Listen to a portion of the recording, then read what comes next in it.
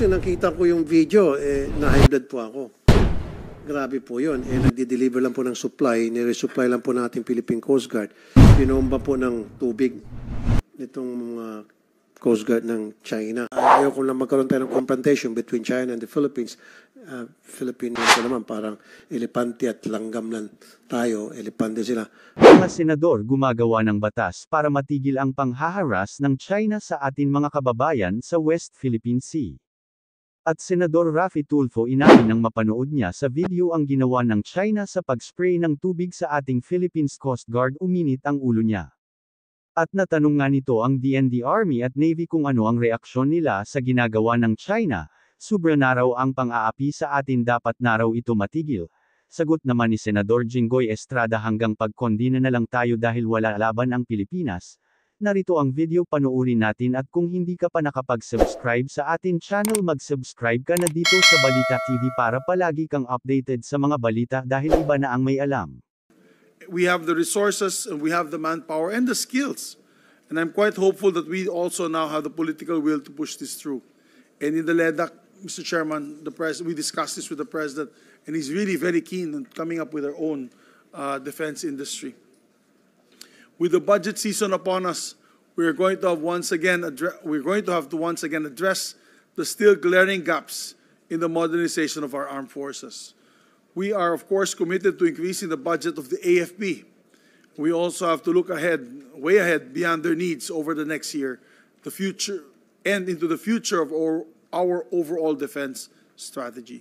That is why this is why PDIDA should come in, and it's a vital move towards a truly self-reliant defense program. And to be honest, Mr. President, and to look at different countries, the United States, in my personal experience, when the United States needed a sidearm, and the Beretta 92 had won that bid, they required Beretta to set up offices in Atlanta, Georgia, where they built the facilities there to supply their military with the sidearms. They did the same for SIG. When SIG won after the Beretta was terminated, the contract, it was SIG Sauer. SIG Sauer, coming from Europe, had to build their plants within the United States to supply their troops with these pistols. So before I end, Mr. Chairman, I would like to mention also the National Defense Act, which is in the agenda as well. This bill is complementary to PDIDA and to the AFP modernization program. Thus, it is imperative that we pass these bills as well. As a matter of fact, I want to thank the President for discussing the Procurement Act, amendments to the Procurement Act. Because, gentlemen, what necessarily is the cheapest is not the best. We all know that, especially for defense. You may get Mickey Mouse planes. We're going to see them crash day in and day out. So not necessarily that the cheapest is the best. And also, we must give priority to those who build their armaments. Apples to apples yan, Mr. Chairman. When you build a rifle from here in the Philippines, and of course we import a rifle from the United States or Israel or other countries, as long as these Philippine-made rifles pass the stringent tests and requirements, they should be given priority because it is made in the Philippines. And the access is much easier for our troops, and of course it will be supporting our economic agenda of the President. Yung pinaka-recent, nakita ko sa group chat natin, na itong Chinese Coast Guard na naman, inisprehan ng tubig, binomba ng tubig yung ating Coast Guard din. Coast Guard. Ano pong reaksyon ng ating military tungkol dito, ng ating taga-Department of National Defense? Parang paulit-ulit na lang po to at sobra ng pang-api at pang-abuso ginagawa sa atin ng China. Any reaction from the AFP and from the DND? Maybe the AFP is just beside you, Senator Raffy. Yeah. Kasi nakita ko yung video, na-high blood po ako. Grabe po yun. Nagdi-deliver lang po ng supply, nire-supply lang po ng ating Philippine Coast Guard. Yung pong mga sundalo natin o nakabase sa isang lugar doon sa pinag-contest na territory, binomba po ng tubig nitong mga Coast Guard ng China. Meron na ho bang Chinese Coast Guard? Binomba po yung ating Philippine Coast Guard. May reaction na ho ba yung DND tungkol doon? Nakapag-issue na ba, Mr. Chair, yung ating DND? Did they issue any statement? I haven't read it. Asekdi.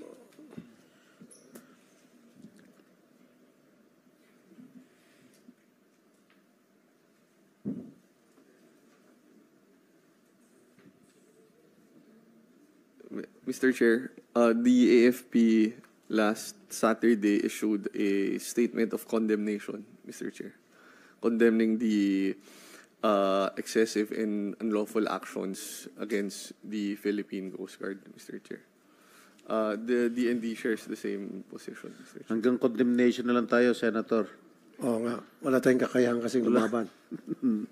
Hanggang mag-file tayo ng diplomatic protest that is always falling in deaf ears. Ipasa Diyos na lang natin siguro, Mr. Chair. Magdasal, mag-pray na lang tayo na sana one of these days maawang Panginoon at hindi na maulit yun. Anyway, aside from condemnation from the DND, wala ko kayong ginagawang pakikiusap sa inyong counterparts sa China para sabihin sa kanila, hey, this is too much. Diba?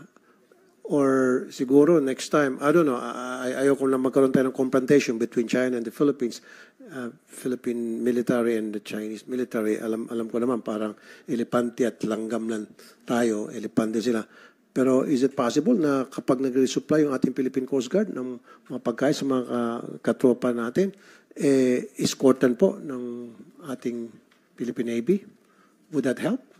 Para maging kahit pa paano mapigilan itong Philippine Coast Guard na apihin itong Chinese Coast Guard apihin yung ating Philippine Coast Guard. Kung meron silang escort na taga-Philippine Navy. Your Honor, your Chair, actually every time we make the RORE or the resupply to our troops in Ngayon, the boats, the civilian boats we use, are escorted by the Coast Guard and then the Philippine Navy. Every time we do that. So yung nangyaring pong yun, meron pong escort po yung Philippine Coast Guard. Yes. Escort na po yun. Tapos kaya... Escort. Oh. Yes, sir. And aside from that, aside from the strong condemnation, actually the counterpart, our DAFA in China is also sending aggressive message against the people in China of the illegal actions of the Chinese Coast Guard. Sa level po nila, meron tayong very strong statements against the illegal act of the Chinese Coast Guards.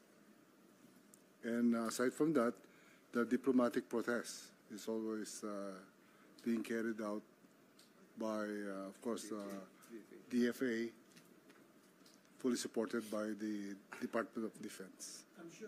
I'm sure kayo po ay nakikipag-usap na sa inyong counterpart sa Chinese government. Ano usually po ang binibigyan nilang reason kung bakit nila nagawa yun, nagawa ng kanilang mga tauhan yun? Actually po, sir, it is the Department of Foreign Affairs doing the dialogue with the Chinese. Okay. Do you have any representative from the Department of Foreign Affairs? Yes. You may answer the question of Senator Rafi. Good morning, Mr. Chair. Good morning, Senators. Gusto ko lang pong ipaalam na yung Department of Foreign Affairs po kasama ng National Task Force on the West Philippine Sea. Meron ho tayong interagency task force. Meron hong importanteng press briefing na igaganap today, this afternoon.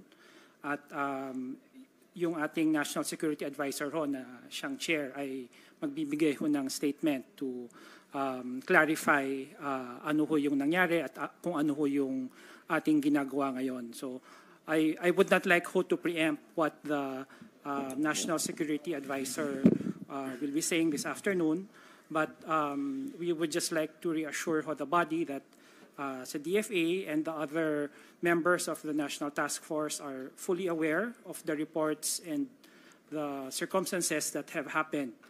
And we share the concerns of our armed forces of the Philippines and the PCG, who were directly affected by the incident, and we also more importantly, the service personnel affected.